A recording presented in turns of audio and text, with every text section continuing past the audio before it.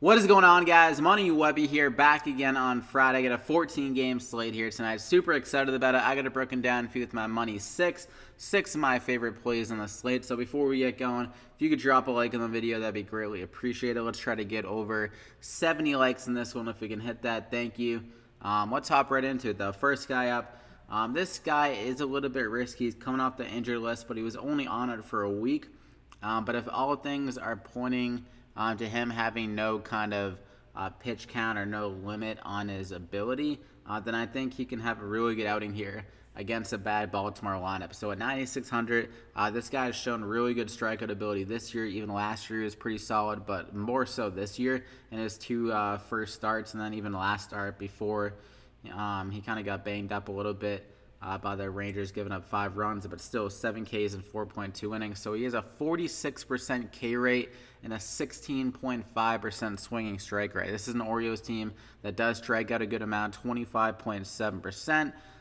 So I think Clevinger can definitely get the Ks, just whether or not he can limit some home runs here in a good hitting environment. But the Orioles lefties aren't that scary.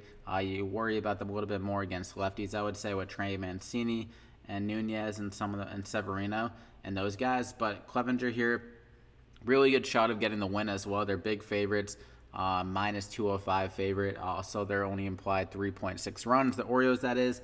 So, like I said, if all signs are positive heading into the start, no pitch count or no word of anything like that, I think he's a good option here against a bad Orioles lineup. So I'm going to go ahead and lock him in there as my first guy. And a guy in a similar situation is Vince Velasquez. I mean, he hasn't really been a starting pitcher for the Phillies this year. He's been more of a kind of a mid-relief kind of bullpen guy. But he did actually kind of get a start. I'm not really sure what happened. 57 pitches. He pitched 5 innings. So it wasn't really a real full start, but it seemed like maybe they're kind of warming him back into a starting role because their starting rotation hasn't been that great. And Vince Velasquez maybe will take over as like the 5th starter or something like that.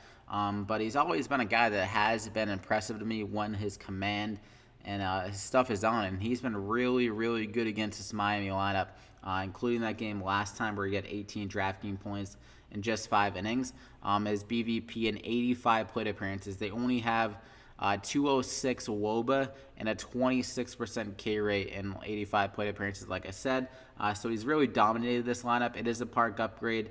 He does have improved stuff against righties, and this Miami lineup is full of right-handed batters. So if he just gets a longer leash in this start, I think he will, just because he showed good stuff in his first time out this year as like a start. I think he can get maybe closer to 80 pitches, hopefully.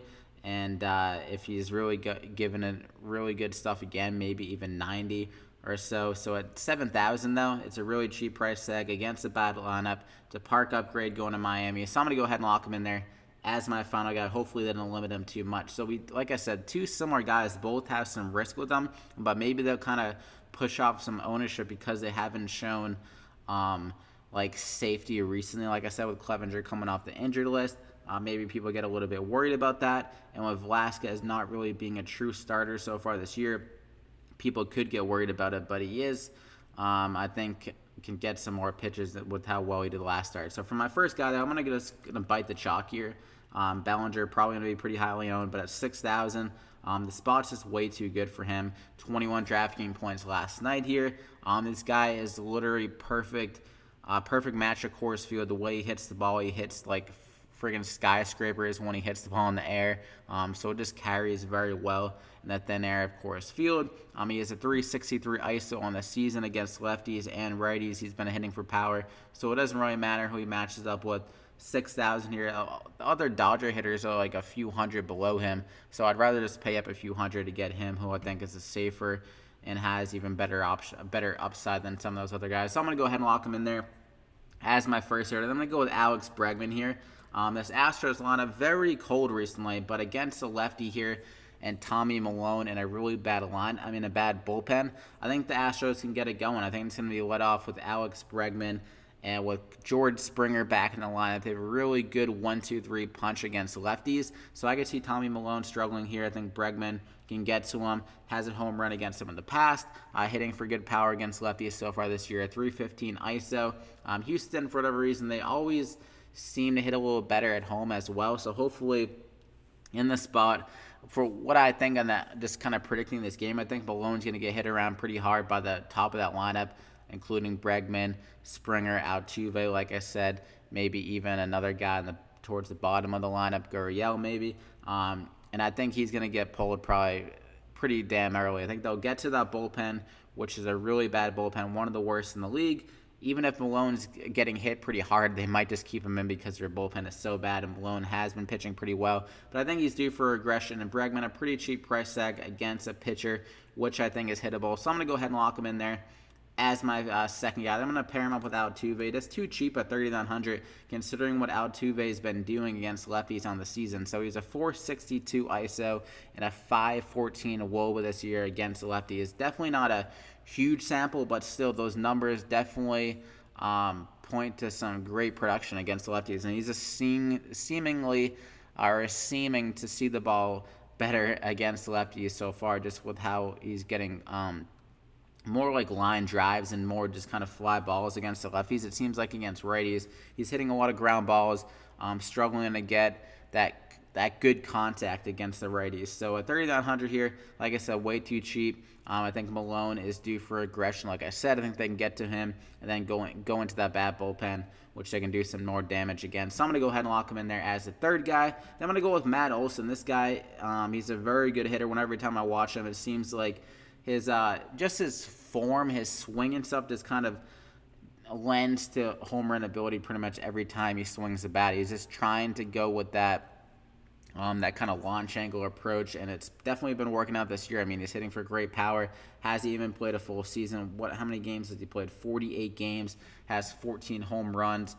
So really good ability. Going against the starter here, it's going to be like the leadoff bullpen guy, then going to the Felix Pena, who has been giving up a ton of home runs. The lefty is 2.1 home runs per 9 allowed to them.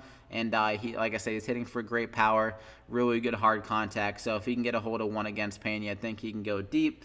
A little bit of an improvement of hitting conditions in LA compared to Oakland as well. So I'm going to go ahead and lock him in there at 4,100, a really cheap price tag for one of the best home run hitters like recently in MLB. So those are the plays. You got Clevinger, Velasquez, really good strikeout ability.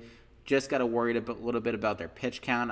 If there's a tweet that says that Clevinger is going to be limited to like 70 pitches, obviously I'll tweet out an update, pivot off him. But those are the plays: Clevinger, Velasquez, Olson, Altuve, Bregman, and CODY Bellinger. And also another guy to keep your eye on, I was going to recommend Nelson Cruz, because I thought I saw that a lefty was starting. They haven't really announced the full starter yet after the leadoff guy. It could be a guy called up from AAA, Nicolino, who is a lefty. If he is the starting pitcher, I love Nelson Cruz against him in that spot, who's been absolutely mashing lefties. So I hope you enjoyed it, though. Slap a like if you did. Over 70 likes would be appreciated. Thank you. And also hit that sub button so you don't miss out on any more videos the remainder of the MLB season. But good luck, and we'll see you back here again next time.